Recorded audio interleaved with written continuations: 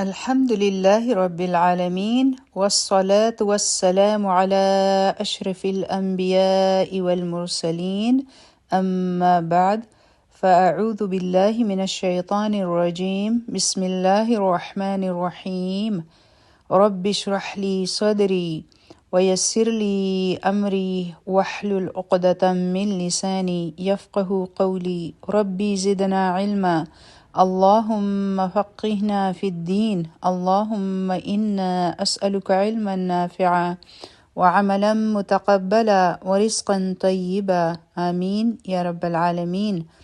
السلام عليكم ورحمة الله وبركاته. وقل للمؤمنات يغضضن من أبصارهن ويحفظن فروجهن، یعنی دا دو احکامات سړو او ښځو دواړو له ورکړی شوي دي. یغضو او یغضض دا دواړه الفاظ د غین ضاد نه دي. د دې روټ دی غین ضاد. د دې مطلب وی لاندې ساتل، د دې مطلب وی ښکته کول، کمول، ریسټریکټ کول، محدود کول. دا ټولې معنی دي د دې، یعنی بچ کول. مؤمنان سړو له حکم ورکړی شو چې تاسو لاندې ساتئ. سو من ابصارهم، خپل نظرونه. چې کله او فرمایلی شي چې نظرونه ښکته کړئ، نو د دې دا مطلب نوي چې تاسو چېرته روان یئ نو بره نشئ کتئ، غورځېږئ، ټکرې خورئ، لویږئ. ځکه چې موږ ته ویلې شوي دي چې نظرونه لاندې ساتئ. د دې مطلب دی چې نظرونه بچ ساتئ. کمول یعنی بچ کول. د څه نه به نظرونه بچ کوئ؟ د هر حرام څیز نه. هر هغه نظر چې که هغه په یو حرام څیز باندې پریوزي، نو د هغې نه خپل نظر لرې کوئ، بچ کوئ، کموئ. یو څیز ته سټیرینګ نه کول، بټ نه کتل. الله دې معاف کړي. نن سبا په داسې معاشره کې خلک اوسېږي چې خلک په ډېرو لغړو جامو کې ګرځي او جامې دومره ټایټ دي چې د نه اغوستو برابر دي. نو هغه وخت د سړي څه ذمه داري ده؟ د هغه ذمه داري هغه ته وښودلی شوه چې چونکې دا ښځه په داسې حالت کې ده، نو زمونږ خو څه ذمه داري شته دی نه. مونږ خو به ګورو، ځکه چې دا مونږ ته وایي چې وګوره. دا نه ده. په نظر کې حیا پکار ده. حیا صرف د کپړو نه وي، بلکې په نظر کې هم حیا وي، په سوچ کې هم حیا وي، په خبرو کې هم حیا وي، په اوریدو کې هم حیا وي، په اغوستو کې هم حیا وي. نو د نظرونو حیا سوی کو د انسان اولنې نظر پریوزي، نو هغه له پکار دي چې د هغې نه خپل نظر لرې کړي. نبی کریم صلی الله علیه وسلم فرمایلی دي چې د اولنی نظر نه پس دویم نظر ما اچوي، ځکه چې اولنی معاف دی لیکن دویم معاف نه دی. یعنی که ناڅاپه ستاسو نظر په څه څیز باندې ولګي، اچانک مو په ټي وي باندې څه ولیدل، که ستاسو نظر پریوزي اچانک په څه حرام څیز، نو څه به کوئ؟ فورا خپل نظر لرې کړئ. داسې نه ده چې زه د غور سره نور وګورم او دویم نظر د هغه کس دپاره وي چې هغه اولنی نظر لرې کړي، لیکن د دویم نظر اچولو خو چاته موقع نه میلاویږي، ځکه چې هغه خو د سره سترګې لرې کوي نه. نو دویم نظر پکې د کوم ځای نه راغی. او دا شی زموږ په معاشره کې ډېر عام دی چې سړي سترګې نه لرې کوي، ډېر زیات سټیرینګ کوي. او دلته په ویسټ کې خو څوک بالکل چاته نه ګوري. نورې څیزونو ته به ضرور ګوري لکه انټرنیټ وغیره، لیکن ښځې ته داسې په غور سر نه ګوري چې کله هغه روانه وي او د سر نه د خپو پورې هغه صحیح کوي. لیکن د افسوس خبره دا ده چې په یو مسلمانه معاشره کې سړي د ښځو نه سترګې نه لرې کوي، حالانکې ښځې ورته ډېر په بد نظر باندې وګوري هم چې دا ته څه کوې، ما ولیدې، خو هغوی بیا هم نظرونه نه لرې کوي. حالانکې قرآن صفا وایي چې که څوک قرآن وایي نو هله به پوهیږي. قرآن فرمایي چې تاسو نشئ اچولی نظر، بلکې که نظرونه مو ولګېدل نو هغه لرې کړئ، ځکه چې د بدۍ لاره د ټولو نه مخکې چې کولاویږي نو هغه د نظرونو سره شروع کیږي. او نبی کریم صلی الله علیه وسلم فرمایلی دي چې نظر د شیطان د زهریله غشونه یو غشی دی. او حدیث قدسی دی، الله تعالی فرمایي چې څوک زما د ویرې نه دا پرېږدي، زه به هغه له داسې ایمان ورکړم چې د هغې حلاوت یعنی خوږوالی به هغه محسوس کړي. دا د الله تعالی فرمان دی. نو د الله تعالی د ویرې نه دا پرېښودل پکار دي، یعنی د الله د ویرې نه، د انسان د ویرې نه چې ما به څوک ښځه وویني نو زه به وشرمېږم. دا نه، د الله نه ویره پکار ده. بعضې وخت تاسو ته پته هم نه لګي چې چې ستاسو سره یو کس ناست دی او هغه ته ګوري چې د هغو نظرونه څومره اواره دي. تاسو هم ګورئ چې ستاسو خاوند کوم خوا ګوري. تاسو ته پته نه لګي. د نظر معامله داسې ده چې یا بنده ته پخپله پته وي او یا الله تعالی ته پته وي. که څوک پټ پټ هم ګوري خو الله تعالی ته د هغې پته وي نو دا شی منع دی، نو دا شی منع شوی دی او دې ته ویلی شوي دي چې دا شیطان دی چې هغه غشې چلوي چې کله انسان چاته ګوري نو هغه بیا د ځان سره سور وړي. د هغې نه پس بیا په ذهن کې دغه خیالات راځي، هغه شهوت جوړیږي، هغه خواهش جوړیږي، هغه بل انسان طرف ته اټریکشن جوړیږي او بیا شیطان مزین کړي هغه او بار بار بیا هغه خیال راځي. که په بستره باندې وي نو هغه خیال وي، چې ګرځي را ګرځي نو هغه خیال راځي. بار بار شیطان دا په ذهن کې اچوي او بیا په سترګو کې بنده ډیر څه وایي یو بل ته، په نظرونو کې یو بل پیغام ورکړي چې زه تا ته اټریکټډ یم او د هغه ځای نه هم جواب راشي چې ها ټیک ده، ما ته هم منظوره ده. نو ګورئ دا هر څه د کتو سره کیږي او په غضیبه سر کې صرف دا نه راځي چې ښځه روانه وي او سړی هغې ته ګوري. په هغې کې خو لا بیا هم که څوک خپل ځان شریف کار کول غواړي په معاشره کې یا که د هغه شهرت ښه وي نو هغه ریسک نه اخلي. هغه وایي چې که زه وګورم نو کېدی شي چې دا زما ښځې ته ووایي یا چېرته زما مور ته پته ولګي نو هغه له شرم ورشي. لیکن د دې نه علاوه تصویرونه دي، انټرنیټ دی، په هغې باندې څه نه دي پراتو. باقي تاسو په خپله اندازه لګولی شئ او په حدیث کې راځي چې که څوک د خپل رور په خط باندې نظر واچوي نو داسې ده لکه چې اور ته ګوري. الله اکبر. د یو عام خط خبره کیږي ځکه چې د هغه خپله پرایوسي ده، یعنی هغه ویل یا د چا ټکسټ ویل چې زه لږ شان وګورم چې دی څه لیکي. د یو بچي په فون ټکسټ راځي او تاسو زر وګورئ چې څه دي. تاسو ته موقع میلاو شوه. دا داسې دي لکه بنده چې اور ته ګوري او هغه سو حرام شی هم نه دی او یو وی حرام فحاشۍ والا شی. د مور او پلار دا ذمہداري ده چې په خپلو بچو باندې نظر ساتي. تاسو هغوی دغه شان کلاو نشئ پرېښودی. پکار ده چې هغوی ته هم پته وي چې زما مور ګوري. په هغې کې د پټولو ضرورت نشته. پکار ده چې هغوی ته پته وي چې زما مور چک کوي. په هغې کې د پټولو ضرورت نشته چې بندی په ویره باندې کوي. د څه خبرې ویره؟ بچو ته پکار ده چې پته وي چې زموږ مور او پلار زموږ فون ګوري او دا د هغوی حق دی. لیکن چې کله خلک په غلا باندې چک کول کوي نو د دې سره مشکلات پیدا کیږي او ډېرې ښځې دا شکایت کوي چې د هغوی خاوندان په پورنوګرافي کې مبتلا شوي دي او هغوی دې ته ګوري او د دې نه لذت اخلي. حالانکه دا څه دي؟ یغضوا من ابصارهم. نو ولې بیا دا څیزونه کتل حلال شول؟ ولې دا صحیح شول؟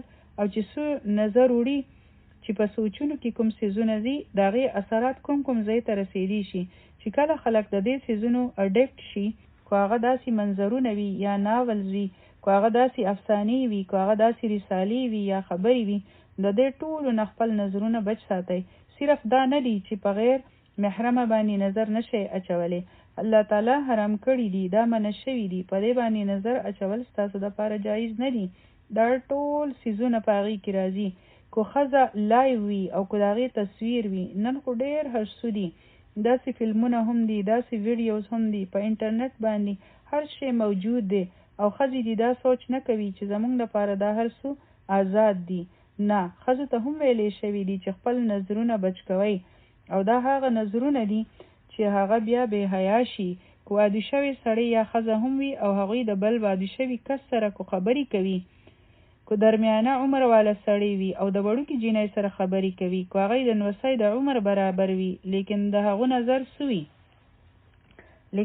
نظر سوي دا هغو ته پته وي. په دې کې دا نه ده چې ګنې هغه خو د پوخ عمر سړی دی او دا خو ماشومه ده، هغه خو د هغې د نیکو یا پلار برابر دی، ځکه چې هغو ته پته وي چې زما نظر څه شی راوړی دی، زما نظر په دې باندې لګېدلی دی، چې زما نظر څه حرام لیدلی دي او څه راوړي دي د لیدو سره. او بنده ته پته وي چې په کوم ځای کې دا نظر حرام شي، چې دا نظر الاوډ نه دی. بعضې وخت ښځې یو دکاندار له لاړې شي یا د نامحرمه کس سره هغې خبرې کوي، ظاهره ده هغه به د دروازې نه بهر ګوري چې څوک دننه پرېږدي او څوک نه پرېږدي. اوس به ښځه ګوري، هغه به د پېژندو کوشش کوي، نو دا هغه نظر نه وي دا هغه لستفل نظر نوي. یاد وساتئ دا خبره، د ښځې سړي ته کتل دومره خطرناک نه وي لکه څومره چې د یو سړي ښځې ته کتل خطرناک وي، ځکه چې په سړي کې شهواني جذبات ډېر زیات وي د ښځې په نسبت. ښځو ته هم ویلې شوي دي چې نظرونه لاندې ساتئ، ځکه چې د ښځو سره هم شیطان وي او هغه بنده ډېر لرې بوتلی شي، لیکن ښځه یو قدم وروسته وي د سړي په نسبت. اوس چې بنده په جاب کې وي، ښځې او سړی یو ځای جاب کوي، نو هغوی به څنګه د یو بل سره خبرې کوي؟ په دې کې بیا دا خبره ده چې په نظرونو کې د بنده حیا وي، چې پاک دامني وي، چې په سترګو کې بنده نه ګوري او خبرې نه کوي، او چې بار بار نه ګوري بنده. چې کله بنده ته د خپل کلیګ سره خبره کول وي، نو هغوی ته داسې ګوري لکه سړی چې د سړي سره خبرې کوي، او داسې فرینک یعنی فریدي نه کیږي د هغوی سره. د شهوت نظر داسې نظر وي چې پاغي کې د بنده خیالات پاکیزه نه وي، جذبات پاک نه وي، او په دې وجه احکامات ښځو او سړو دواړو له ورکړی شوي دي. که دا احکامات ورنکړي شي نو د بدۍ لاره به کولاو شي. نو د ټولو سړو دپاره یو شان حکم دی، ځکه چې دا دروازه بند شي او چې بنده زنا ته ونه رسي. اولنی سټپ نظر دی او د هغې اخري سټپ دی زنا. نو اولنی سټپ دا دی چې کله نظرونه بې باکه شي، اواره شي، نظرونه بې حیا شي، او د هغې نه پس نور هم سټپس دي. نو دلته اولنی قدم او آخري قدم بیان شوی دی او مخکې راغلی دي وَيَحْفَظُوا فُرُوجَهُمْ، چې کله اولنی قدم او آخري قدم منع شو، نو د هغې په منځ کې چې څه دي نو هغه ټول منع دي. خبرې کول، دوستي کول، دوستانې کول، او د یو بل سره فری کېدل، د یو بل سره وخت تیرول، د یو بل سره میلاوېدل، ډیټینګ کول، دا ټول هر څه حرام شوي دي. چې کله دا دوه څیزونه حرام شول او ښځې هم چې سړي ته اټریکټ شي، نو دویم نظر دې نه اچوي. نن سبا واده شوي ښځې هم په دغه شان افیرز کې ملوثې شي او بیا وروسته هغوی خپیمانه وي. که د اولني نظر سره حیا راغلی وي، نو دې ځای ته به خبره نه ورسېدلي، او چې کله دلته مسلې راشي نو بیا وروسته پرابلمز شروع شي. دا سټیج 1 دی. دغه شان کو ښځې څوک په سکرین باندې ګوري، فلمي اکټر دی او هغه وایي چې زه د ده دپاره کریزي یم، یعنی هغه جینۍ وایي چې زه د ده دپاره کریزي یم، یا دا سینګر چې دی پته نشته چې دی څه دی، هی د خولې نار وخوځي، دا خو زما فیورټ دی، زه خو د دو فین یم، دا څه دي؟ داسې ویل هم جایز نه دي. نو د یوې مؤمنې ښځې سره داسې خبرې خوند نه کوي او دا جایز نه دي. هغه هم داسې نشي کولی، او د دې اداکارانو په فینس کې ښځې ډېرې دي، او دا خو یو ګناه دی. او بیا یې فرمایل چې د خپل شرمګاه حفاظت کوئ. د شرمګاه په حفاظت کې د ټولو نه مخکې څه شی راځي؟ چې خپل شرمګاه مخ کاره کوئ، یعنی دا مخ کاره کوئ، دا به همیشه کورډ ساتئ، خپل ستر کور کوئ. د سړي نه څومره ستر دی؟ نو دا دی د نوم نه واخله د پنډۍ پوري. نو سړی دی داسې شورټس نه اچوي چې د پنډو نه بره وي، داسې سویمینګ سوټس نه اچوي چې د پنډو نه اوچت وي. ریسلینګ وي او ښځې هم ګوري، ریسلینګ، کبډي او دا هر څه چې په هغې کې سړو واړو چړي اچولي وي، انډرویز یې اچولي وي، او د هغې په ستر د خلکو نظرونه لګي او ښځې ښه په ارام سره ګوري. سړی ته نشي کتی، نو ښځې څنګه کتی شي؟ تر دې چې نبی کریم صلی الله علیه وسلم فرمایلی دي چې د مړي هم دومره ستر دی، هغه هم څوک نشي لیدی، د ډیډ باډي، یعنی دومره ستر څوک د چا نشي لیدی. او دغه شان د ښځې نه هم دومره ستر دی.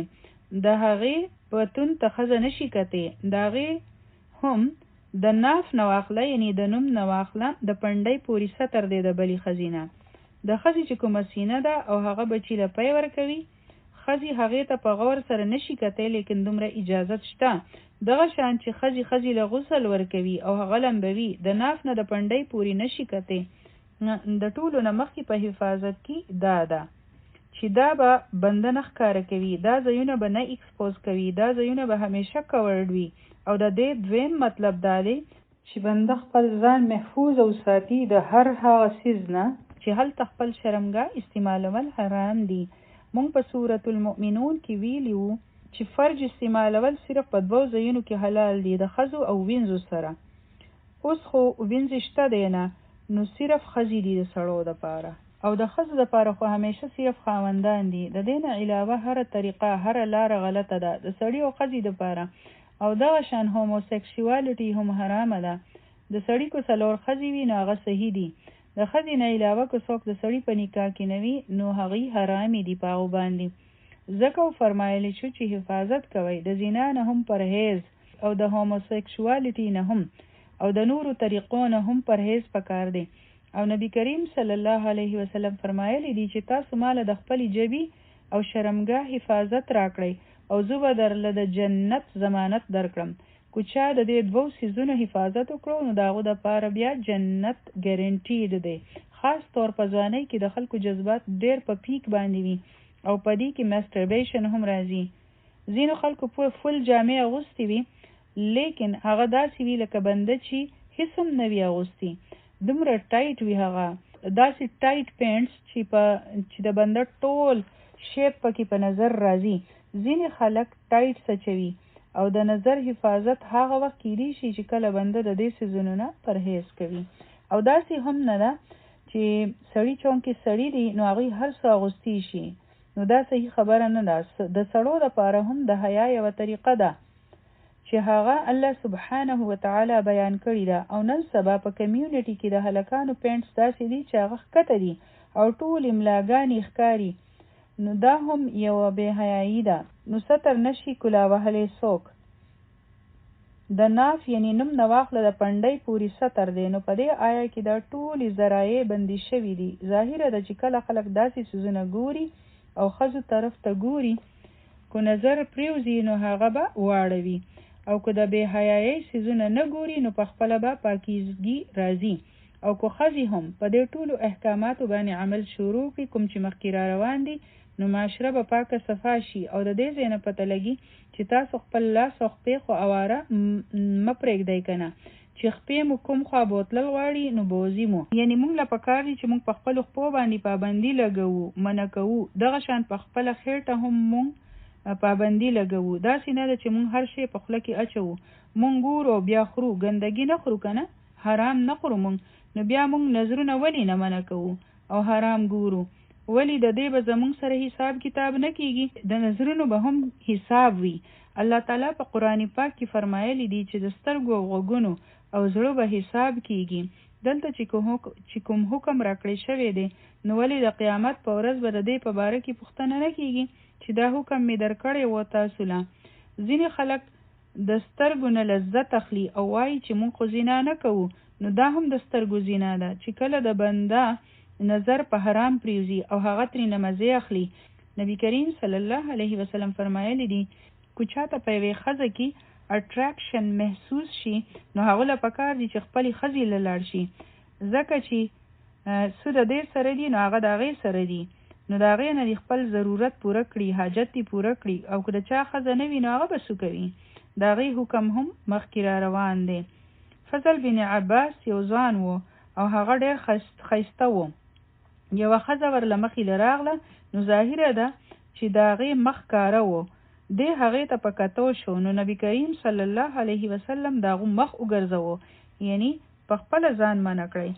ذالک ازکا لهم دا زیاته پاکیزه ده د هغې دپاره. که ستاسو په کور کې واړه وي هلکان وي زامن وي د هغوی د نظرونو په خپله انتظام وکړئ. مونږ خو داسې یو ماحول جوړوو چې هغوی هم په مشکله کې اچوو او دا د سړو د پاره ډېر غټ جهاد دی ځکه چې په هغوی کې دا شی زیات وي. الله تعالی دا اټریکشن او شهوت په هغوی کې زیات ایښودی دی. چاپیره بیل بورډز دي. که څوک یو ګنده تصویر وویني نو ضرورت نشته چې بنده هغې ته ګوري. دغه شان نن سبا ښځې په حسن او جمال کې وي ښه ماډرن وي او کوپریز یا چولي یعنی اوچتې پنسې وي.